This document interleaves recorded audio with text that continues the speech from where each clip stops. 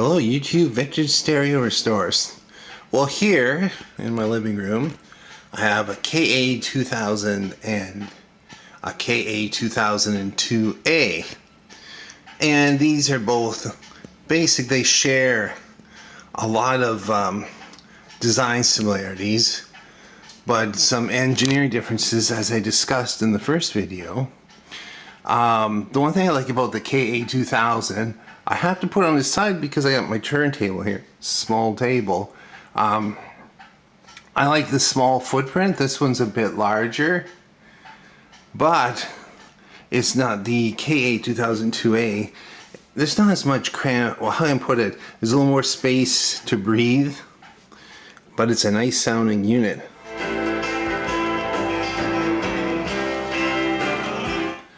And I don't want a copyright violation.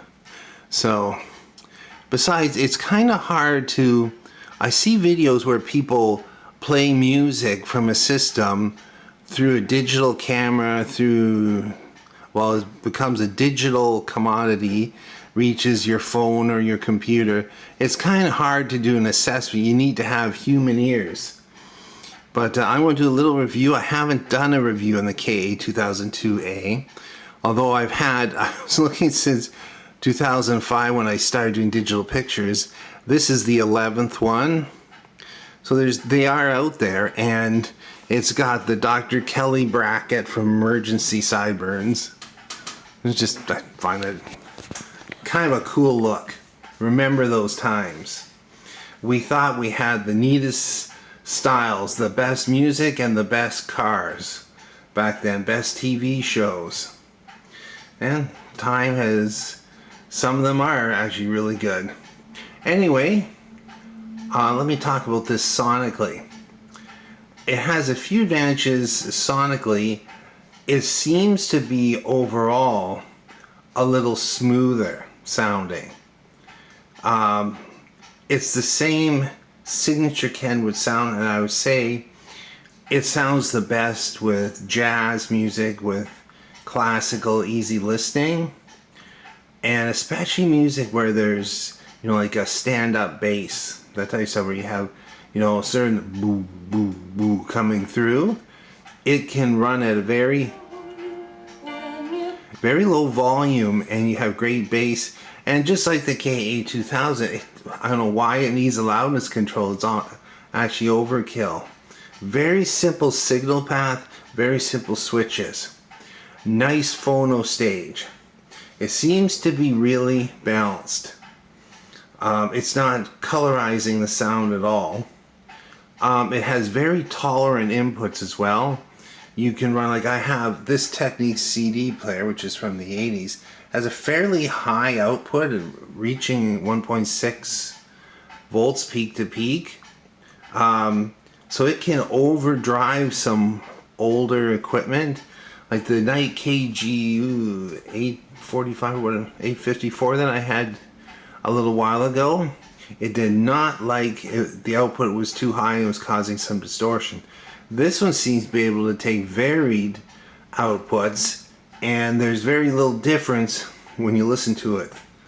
It seems very balanced, like the tuner section and the phono section are about the same volume, despite various sources and brands of equipment.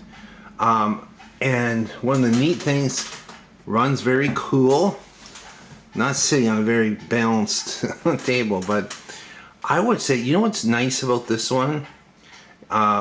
Just in general, why I would say buy one of these is it doesn't have any bad habits, only good habits. Bad habits meaning bad switch gear, switch gear that wears out. This volume control, there it is, right on 10. There's nothing, no hum, no buzz coming through the speakers at all. And even in phono, I'm just going to lift the needle. Okay, let's go to phono.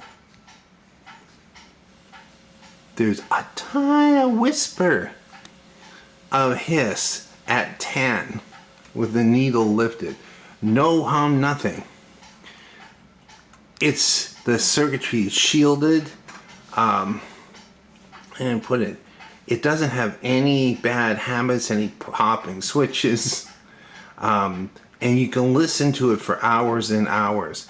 In fact, it's one of those ones, the more you listen to it, the more you like it, and the more you're in disbelief the whole time you listen to this. Wait a minute, this is 15 watts per channel? This thing blasts. It's got lots and lots of power. And power is not a measured thing, it's more a perceived thing. If that makes any sense.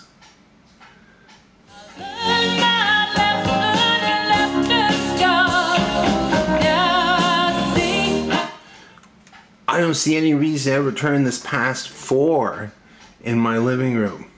It's just got lots, and it's not, doesn't sound like it's strained. I was listening to some heavy bass passages and some heavy metal earlier.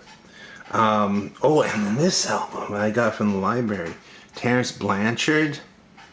There's some great bass in that and drums, and it just comes right through on this amp. Like, it's not fighting to reproduce anything. Anyway, you can't go wrong with one of these or one of these. One thing just between the two, I would say the KA-2000 is just a little brighter sounding. And I believe that's basically the tone control stack that's like that. It has a simpler resistor capacitor network. This one has a little bit better network in it. So you're getting less colorization of sound. Anyway, thanks for watching and listening.